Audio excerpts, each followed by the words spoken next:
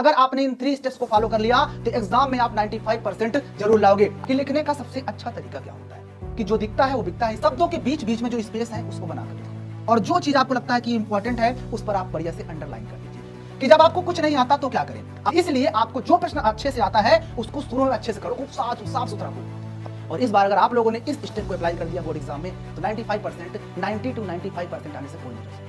नमस्कार मेरे प्यारे बच्चों, आप सभी का स्वागत है यूपी बोर्ड के number 1 platform UP board high school पे। दोस्तों मैं हूं नितेश। मुझे पता है कि आप लोग का बोर्ड एग्जाम धीरे धीरे करीब आ रहा है और इस चीज को लेकर आप बहुत ज्यादा डरे हुए हो कि क्या होगा कैसे होगा, क्योंकि आप लोगों ने अच्छे से पढ़ाई ही नहीं की। बट मैं आज आप लोग के सामने 3 स्टेप्स लेकर आया हूं। अगर आपने इन 3 स्टेप्स को फॉलो कर लिया तो एग्जाम में आप 95% जरूर लाओगे। आप कितना भी एवरेज बच्चे होंगे, आपके भले 60% आता रहा हो, 65% आता रहा हो, 70% आता रहा हो, बट अगर आज आप लोगों ने अच्छे से इस वीडियो को देख लिया तो 95% आने से आपको कोई नहीं रोक सकता। तो आइए देखते हैं पहला स्टेप क्या कहता है। पहला स्टेप है कि तुम कितनी बार पढ़ते हो हमेशा बड़ा होता है तुम कितना पढ़ते हो। मुझे पता है कि आप में बहुत सारे लोग होंगे जैसे एग्जाम करीब आता है ना तो फटीफट हर चैप्टर को देखते रहेंगे, पन्ना पढ़ते रहेंगे, ये ले तरीकी। बट आपको ऐसा नहीं करना। आप कम पढ़कर जाओ बट जो भी पढ़ो एकदम अच्छे से पढ़ के जाओ।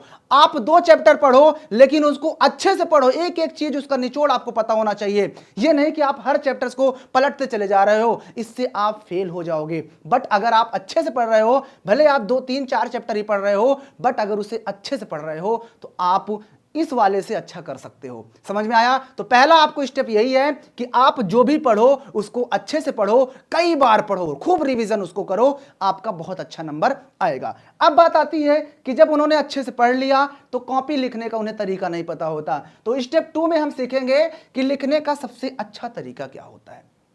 बच्चे बड़ा कंफ्यूज रहते हैं कि सर कैसे लिखें, हेडिंग कैसे डालें, ये है वो है दिस है दैट है। इन सब चीजों को जान लो। लिखने का तरीका ये है कि आप जब कॉपी लिखते हो तो खूब अच्छे से लिखो, क्या दिया है उस चीज को देखो, काला और नीला पेन का यूज करो। जहां पर हेडिंग डाल रहे हो उसको थोड़ा सा और अच्छे से मोटे पेन से डालिए, फिर उसके हेडिंग के अंदर जो हेडिंग्स आती हैं उनको काले पेन से डालिए, पतले पेन से डालिए, उसके बाद फिर उसका उत्तर आप नीले पेन से लिखिए। समझ में आया? बट यहां पर बात आती है एग्जाम हैक का मतलब क्या होता है। एग्जाम हैक का मतलब यह होता है कि मुझे पता है आप सोचते हो कि हमने क्वेश्चन किया, यहां तक आधा करते करते यहां तक आ गए, यहां तक तो किए बट आगे गलत हो गया। तो एग्जाम हैक का मतलब यह होता है कि जब आपकी कॉपी चेक होगी ना तो स्टेप मार्किंग पे चेक होती है। आप जितने स्टेप सही किए होंगे सिर्फ उतने स्टेप का आपको नंबर मिलेगा, आगे का नंबर आपको नहीं मिलेगा। समझ में आया? तो उसी को बोलते हैं एग्जाम हैक। आगे लिखा है जो दिखता है वो बिकता है।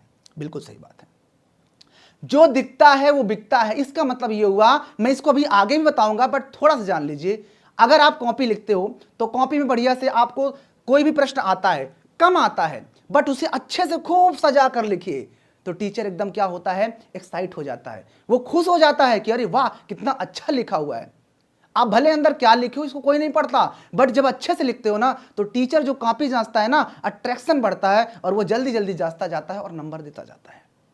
इसलिए जब आप कॉपी लिखो तो साफ सुथरी लिखो, बिल्कुल अपनी तरह, जिस तरह से आप साफ सुथरे हो।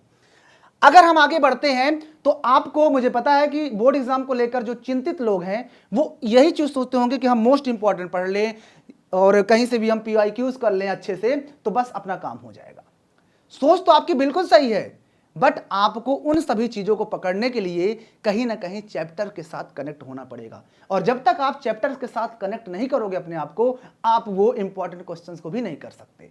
भूल जाओगे, तुरंत भूल जाओगे। इसलिए आप हर चैप्टर्स को बेहतरीन तरीके से देख लेना। अब मैंने अभी आपसे बात किया था कि जो दिखता है वो बिकता है, इसका मतलब क्या हुआ समझो। मैंने कहा कि आपको कुछ भी नहीं आता, आप कुछ नहीं आता आपको पेपर में, बट आप जब आप लिख रहे हो क्वेश्चन के आंसर को तो उसे क्या करना होगा, अच्छे से लिखो। अच्छे से कैसे? शब्दों के बीच बीच में जो स्पेस है उसको बनाकर लिखो, स्पेस बनाकर लिखिए। लाइक मैं अगर यहां पर आपको लिख के दिखाता हूं, जैसा आप यहां लिखना चाहते हो कि महात्मा गांधी का जन्म कब और कहां हुआ, तो आप लिखोगे ना, यहां पे उत्तर डालोगे, इस तरह से उत्तर डालोगे आप काले पेन से। काले पेन से उत्तर डालने के बाद उसके बाद आप दूसरे पेन से लिखोगे, नीले पेन से ऐसे लिखोगे कि महात्मा गांधी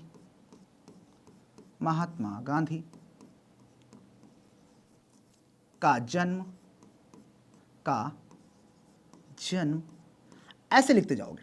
साफ सुथरा इनके बीच में आपको गैप रखना है। अगर आप अक्षरों के बीच में, शब्दों के बीच में गैप ठीक ठाक नहीं रखोगे तो इससे टीचर कॉपी जांचते वक्त समझेगा ये बेकार लिखा है, बेकार लिखा है, उसको समझ में नहीं आएगा तो नंबर काटना शुरू कर देगा। इसलिए आपको शब्दों के बीच खूब साफ सुथरी राइटिंग में खूब साफ सुथरा लिखो, और जो चीज आपको लगता है कि इंपॉर्टेंट है उस पर आप बढ़िया से अंडरलाइन कर दीजिए, दूसरे पेन से, काला पेन से कर दीजिए, स्केच से कर दीजिए। इससे क्या होगा कि जब टीचर कॉपी जांचेगा ना तो उसका अट्रैक्शन सिर्फ और सिर्फ उस अंडरलाइन पर जाएगा और कहेगा वाह कितना अच्छा कॉपी लिखा है, और वो बेहतरीन तरीके से नंबर देता चला जाएगा।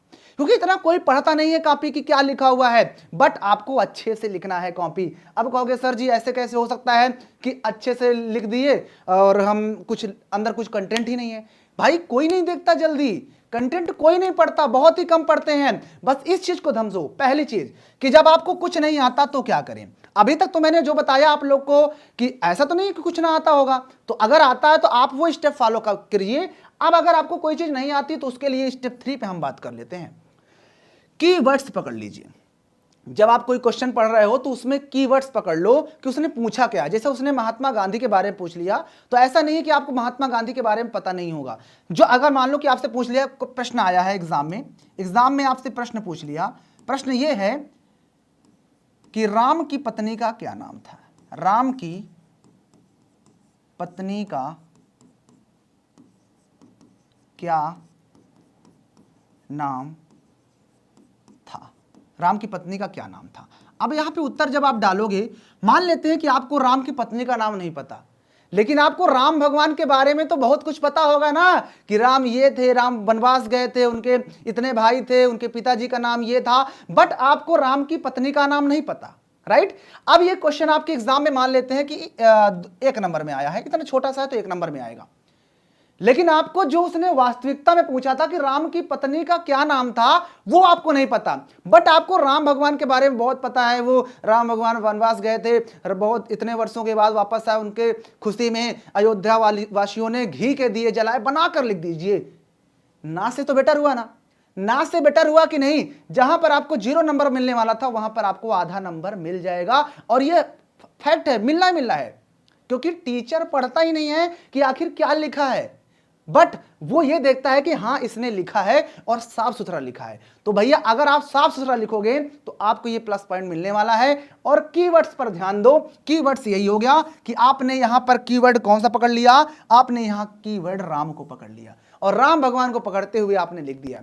अब राम भगवान ये नहीं कि बगल में जो आपके साथ राम रहता है उस राम के बारे में लिखना शुरू कर दिए ना, ये राम भगवान के बारे में तो पता है ना, उनके बारे में लिख दो, बेहतरीन तरीके से नंबर मिल जाएगा। क्योंकि काफी इतना कोई नहीं देखता कि कंटेंट क्या लिखा है, बट साफ सुथरा लिखा होना चाहिए। आगे बढ़ते हैं। जो प्रश्न नहीं आता उसे अंत में करें। मुझे पता है कि ऐसा तो है नहीं कि पेपर में आपको कोई प्रश्न ना आता होगा या सारे ही प्रश्न आते होंगे, ऐसा है क्या। तो जो प्रश्न आपको आते हैं उन सभी को अच्छे से साफ सुथरा शुरू से लिखते चले आइए। उसके बाद जब शुरू से टीचर काफी जांचता ना कि अरे इसको सारे प्रश्न सही हो रहे हैं, तो वह बढ़िया से जांचता चला जाएगा, इसका मतलब आगे भी सही किया होगा। बट उसे क्या पता कि आगे के प्रश्न को आपने बनाकर लिखा है, कीवर्ड्स को यूज किया है, राइट।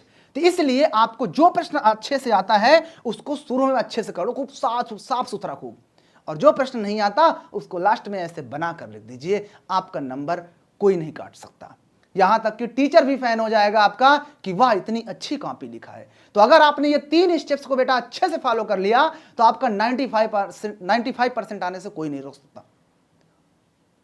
और ये ट्रिक जो बताया हूं मैं, इसको पिछले 4 से 5 साल से मैं बता रहा हूं, और जिसने इस ट्रिक को अप्लाई किया है ना उसके नंबर यकीन मानो जितना उसने सोचा था ना उससे डबल ही आए थे। डबल का मतलब समझ रहे हो ना। डबल का मतलब ये नहीं कि एकदम डबल का मतलब ये कि अगर उसने 60% सोचे हैं ना तो उसके 80% आए थे, 80% सोचा था ना तो उसके 95% आए थे। और इस बार अगर आप लोगों ने इस स्टेप को अप्लाई कर दिया बोर्ड एग्जाम में तो 95%, 90 to 95% आने से कोई नहीं रोक सकता।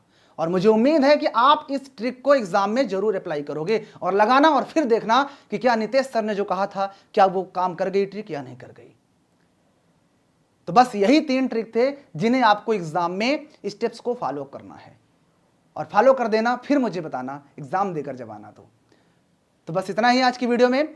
वीडियो कैसी लगी कमेंट करके बता दीजिएगा। तो बस आज की वीडियो को यहीं पे फिनिश करेंगे। वीडियो जैसी भी लगी हो आप लोग कमेंट करके बता दीजिएगा। बाकी जो मैंने कमेंट्स कहा उस कमेंट को जरूर कीजिएगा।